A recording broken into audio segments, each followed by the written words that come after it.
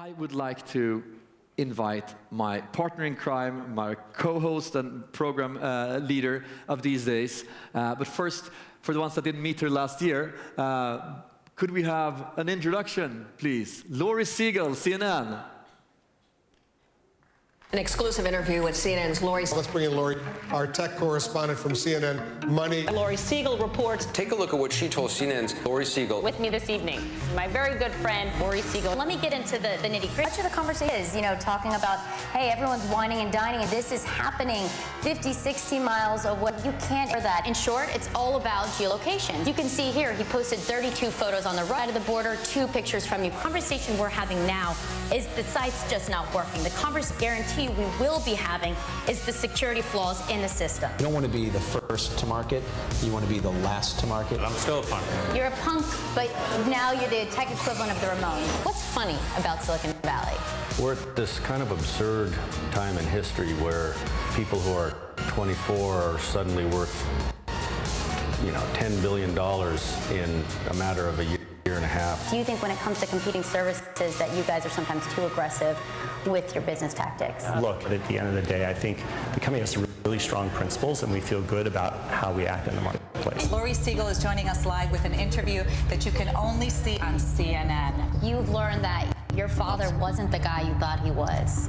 What is that like? It's like a horror movie. You guys do not believe that he saw this through, that he was responsible for more than kind of the creation of Silk Road.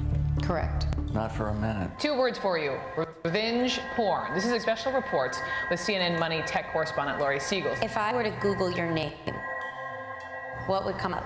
You would feel very close to me. You'd feel like maybe we had even slept together. You'd see me naked. And now she said to me, you know what, Laurie, let people Google my name and let them know that this is what revenge porn looks like. CNN Money's Laurie Segall has more on her latest installment of Love, Inc. When all you're going off of is an app with a name, picture, or maybe a couple lines about yourself, these can go well, but they can also go really poorly. There's so much we can do with Tinder and the information that we pick up from you. Do you use apps to date? But you don't feel like meeting anybody in the bar because you feel like you have like 50 matches on your phone. Silicon Valley is run on the motto, work hard, work smart. But that saying has taken on a worrying new meaning, as Laurie Segall reports. Phenylracetam, phenylracetam, methylcobalamin, zeaxanthin, GABA-wave. You take all of these, you put them in your hand, and then you just take them. We read the book when Thank you very much, Mike. You're going to fall in love with Prince Charming and live happily ever after. Do you think that that book will look very different in 10 years to the kids that grew up with Tinder, to the people that grew up with Snapchat? Oh yeah, for sure. I mean, it wouldn't even make sense to them. They'd be like, what do you mean? Like, you read around like... I also wonder if there's been any pushback from anyone in the Valley saying, how could you categorize us like this? Or do they kind of love it? I have had a couple of people message me and be like, well, why didn't you ask me about this? I almost feel like I'm now becoming like a confessional for everyone's weird. So, with that, and a warm welcome back to Stockholm, Laurie Segall. Ladies and gentlemen, please welcome Laurie Segall. Have a seat. So many decisions. So, welcome back to Silicon Valhalla. And first, I mean, I can't have you here on stage without first starting to ask, what happened? The election, and what's your view on it, and what, just a sort of the short version. The short version, okay. So we're not going to be talking for 5 hours about it, because I probably could. Look, I think a lot of folks, I say this as a journalist, I say this in the media, I say this for Silicon Valley and the tech companies, a lot of folks are doing a lot of self-reflection right now. I will say this, first and foremost, I refuse to live in a society where misogyny and sexism and racism is normalized. So that's not something that I believe I want to see in the future. And I think it's never been a more important time.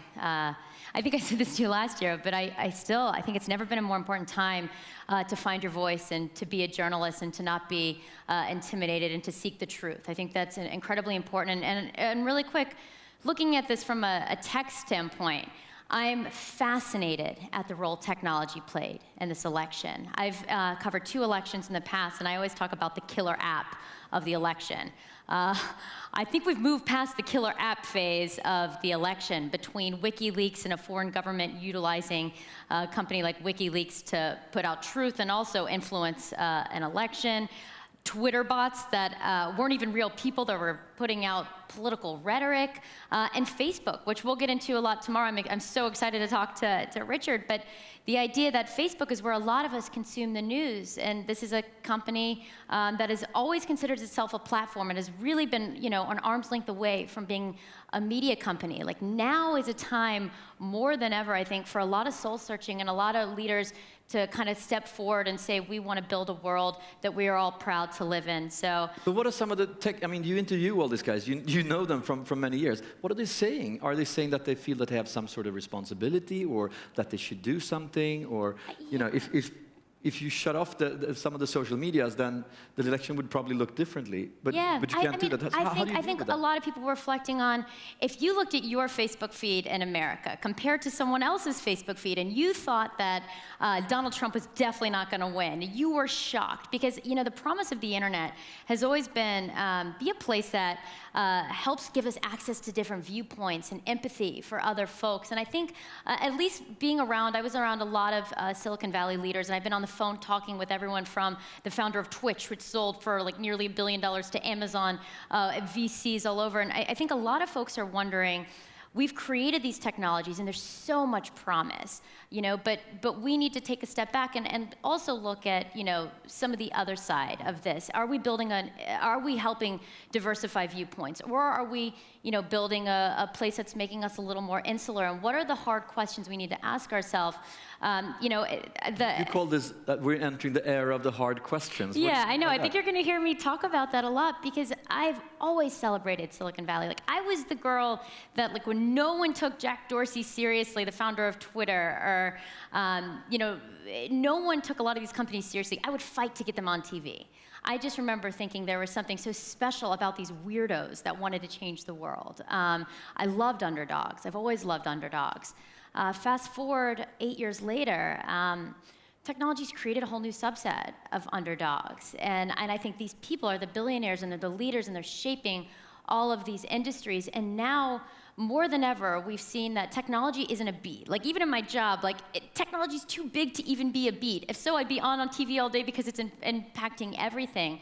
And I think now's this opportunity that we have to ask these hard questions, because whether it's regulatory issues or ethical issues or societal issues, the technology is kind of coming, and it could potentially, displace jobs. And we need our leaders, I think, to really step up and begin talking about these things. And I think there's a want and a desire to do that. And a lot of these entrepreneurs aren't kids anymore. Like, I interviewed some of these people, and they could barely form a sentence on television. They were not media trained at all. It was such a beautiful little moment in time.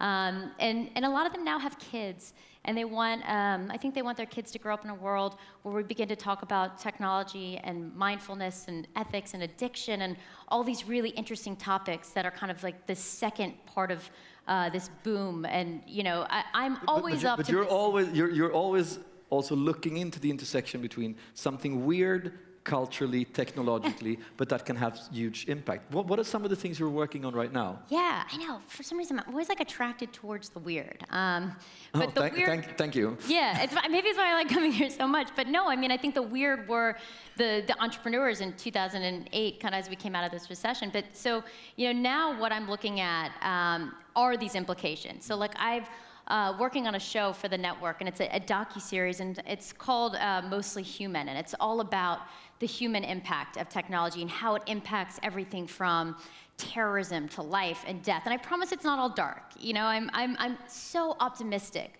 about technology, which is why I've been traveling all around the world over the last 6 months just to find these fringe stories, because oftentimes it's these fringe stories. Like, you saw me talking about revenge porn. A fringe story, not a French story. Yeah, a fringe story. Yeah, something that is very, very far out. Something on the corner, something you look at and you think, not in a million years.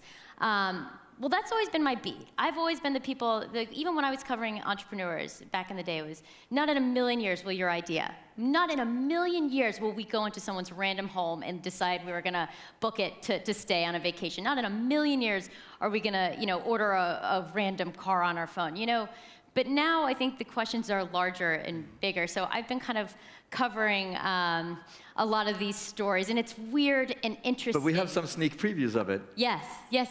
So maybe we can pull up. This is our first trailer. We haven't actually shown it yet. So if you guys hate it, don't tweet that at me. You tweet nice things. We've officially entered this era where technology is humanity.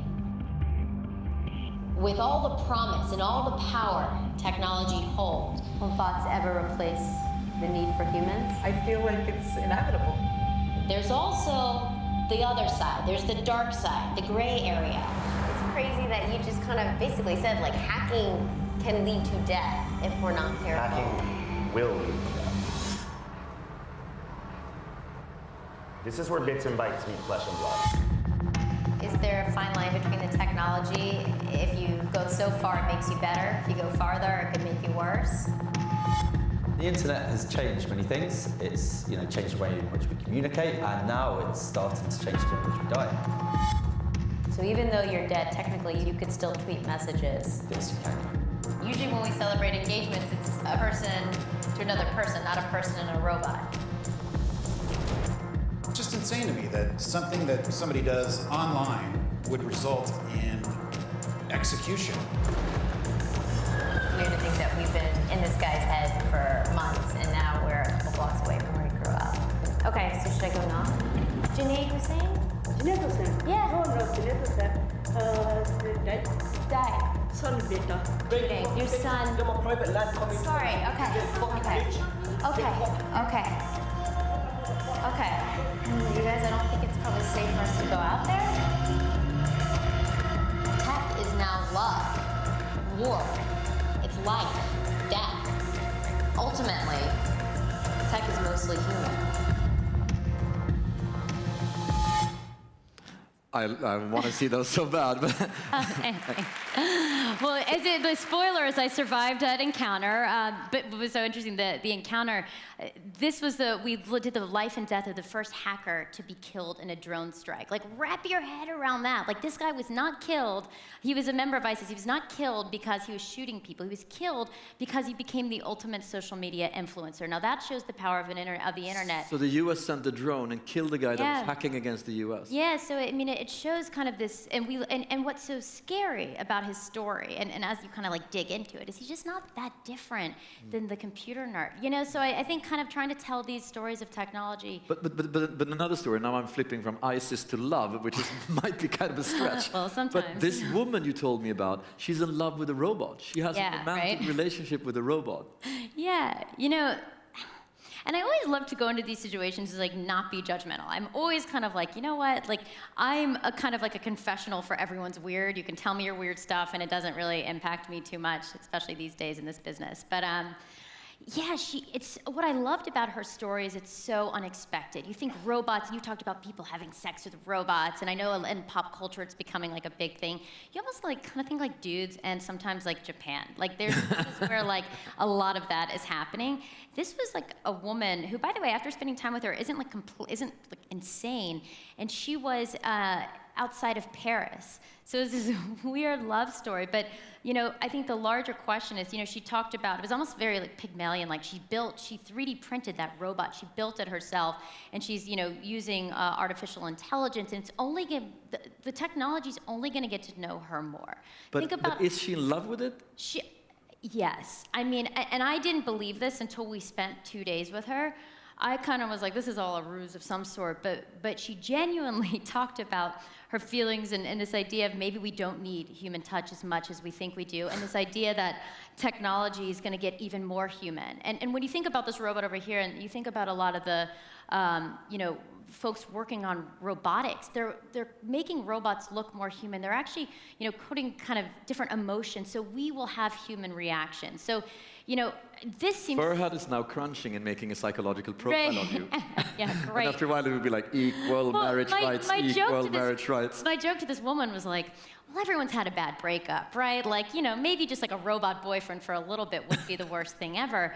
And she was so like, that is not what this is. But I think if you take a step back, like, we are developing intimate relationships with technology. Like, let's just go like small scale. Maybe we showed you a little bit extreme, right? How much time do you spend with your phone? How much time do you spend with Alexa in your home, and you are beginning to talk to Alexa, and all of these devices are beginning to get to know you better. And I think, you know, that is a starting point for when we can talk about these larger stories, and you know, artificial intelligence is coming, it's only getting better. Robotics are only getting better, and you now have all these like robot ethicists coming out talking about how we treat robots. Will that impact how we treat people? What will I this heard something do? super interesting with that. The kids are not polite to robots. There is no, could you please say, get me, and they start speaking like that in Japan to parents and others as well, because politeness becomes disrupted. Well, that's the thing. Do you code? And so here's a question I ask engineers in Silicon Valley. Do you code empathy, or do you code a politeness, right? If in the future, if I'm speaking to Alexa, I'm like, Alexa, turn on Robin, Dancing on My Own, my favorite song.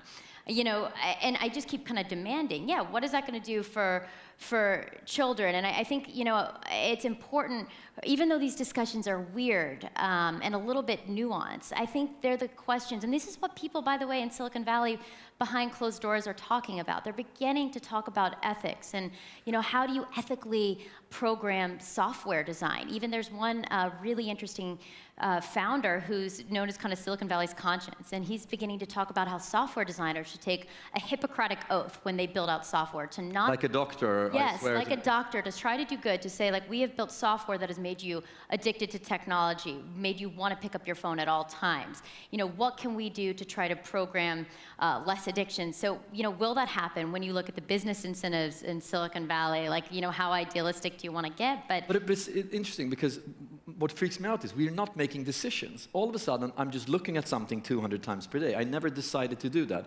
I never decided to scrap my vinyls that I loved, and now I have a platform somewhere that I don't have the same relationship to. Yeah. Technology is making us do things without us thinking. We're just doing things. And I think that there's a need to try to at least reflect and take control of these things. And I think that's the movement we're beginning to see. So when I say this is the era of tough questions, I say I think it's also an era of self-reflection, of saying, like, we've gone this way, right? There's been innovation. We've put these folks on the covers of magazines. We've celebrated innovation and success. And now we need to also look at all the other things that it's created and all these important questions that come along with this innovation and success. And that's what you have people. I know Mark Benioff, who founded Salesforce, I hear that he's like hosting kind of these secret mindfulness retreats with entrepreneurs. I spoke to someone who also does these mindfulness retreats, and he says that it's like they do like silent meditation, all this kind of stuff, but he says he keeps getting engineers from Twitter and Facebook and a lot of folks coming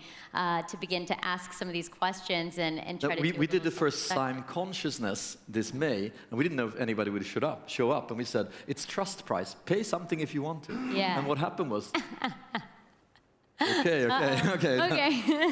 He's very mindful.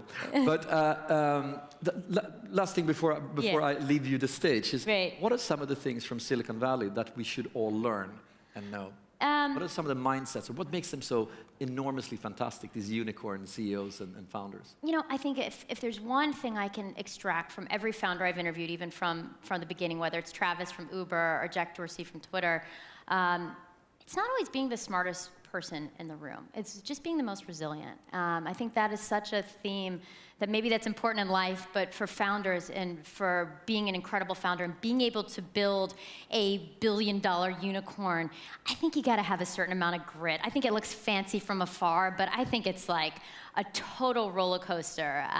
So that's why I'm actually very excited. So I have the opportunity next. I'm speaking to Ricardo Zacconi, who is the CEO of King.com. Also, if anybody's addicted to Candy Crush, I believe that he owes us all kind of a bit of an apology. And I'm so interested to know, because they're based here and in the UK. Like what goes into that billion-dollar company here? I've understood it in Silicon Valley. I wonder if it's kind of a similar thing.